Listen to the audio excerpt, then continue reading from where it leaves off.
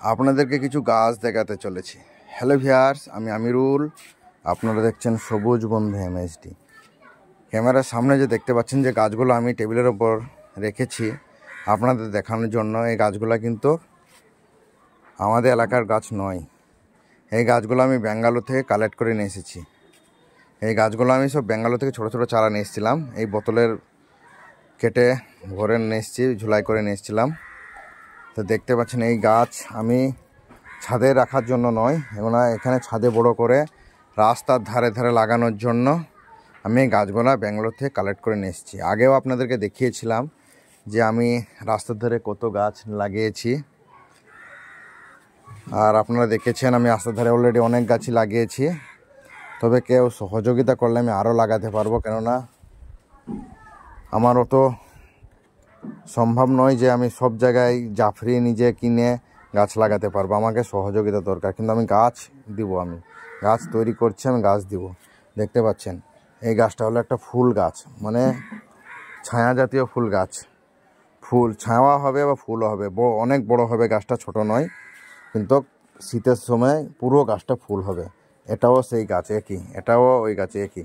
আর এগুলা কাঠবাদাম, আপনাদেরকে যে আগে আমি দেখিয়েছিলাম বড় বড় দেখিয়েছিলাম সেই কাঠবাদামের গাছ আপনাদেরকে দেখাচ্ছি। এগুলোও কাঠবাদামের গাছ, কিন্তু রাস্তার ধারে লাগানোর জন্য আমি তৈরি করেছি। অনেকে হয়তো মনে ভাববেন কাঁঠালের চারা নয়, এগুলা কাঠবাদামের গাছ।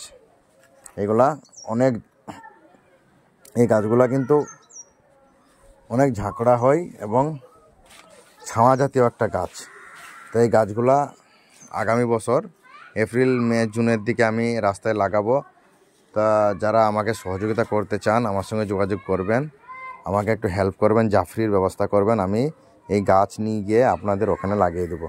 আর এই 4-5 মাসের ভিতরে কিন্তু এই গাছগুলা প্রায় 3 ফুট 4 ফুটের মতো হাইট হয়ে যাবে। আপনাদেরকে দেখাচ্ছি কিছু, আমার দুটো গাছ এখন রয়েছে 4 ফুট হয়ে গেছে হাইট।